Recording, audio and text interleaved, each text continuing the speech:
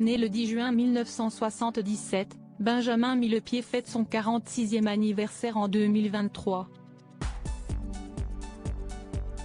Il y a plus de 10 ans, il avait croisé pour la première fois le regard de Nathalie Portman, en pleine répétition pour le film Black Swan. Un souci de santé les avait à l'époque rapprochés. En 2009, Nathalie Portman rencontrait Benjamin Millepied sur le tournage du chef-d'œuvre Black Swan. Chorégraphe pour le long métrage, le Frenchie tombe sous le charme de l'actrice alors âgée de 29 ans. Engagé par le réalisateur Darren Aronofsky, il était à l'époque directeur de sa propre compagnie de danse et rattaché au New York City Ballet. De son côté, la comédienne née le 9 juin 1981 à Jérusalem a dû suivre un entraînement intensif pour interpréter la danseuse étoile du film. Pendant des mois, elle a donc suivi des cours avec une coach de danse, Georgina Parkinson.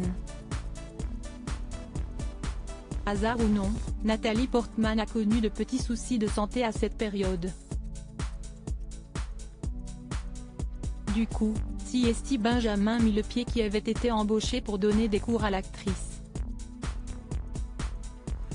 Très vite, la comédienne du film Léon et le Français démarrent une relation amoureuse et deviennent inséparables.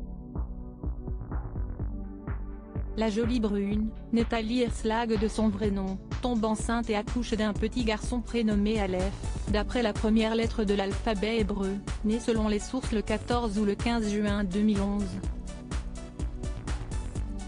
Quand elle a reçu son Oscar pour le film Black Swan, elle était d'ailleurs enceinte de leur premier enfant. L'année suivante en août, ils se marient. Leur fille, Amalia est née le 22 février 2017. Si toute la petite famille a vécu un long moment à Los Angeles, après un premier séjour en France quand il a été directeur de l'Opéra de Paris et un retour à la, ils ont récemment décidé de revenir à Paris. En effet, l'ex-danseur étoile s'apprête à sortir son premier film en tant que réalisateur, Carmen, libre interprétation de l'opéra de Bizet, qui sort en salle le 14 juin prochain. Un projet familial comme il a confié à Paris Match. Concernant leur volonté de ne pas s'exposer dans les médias, il répond « Elle comme moi avons ce désir de ne pas exposer notre vie privée. Enfin, c'était surtout le cas au début de notre histoire, maintenant nous n'en parlons même plus. Nous ne ressentons pas le besoin d'exhiber notre couple. La manière dont je promeus mon travail ne passe pas par ça.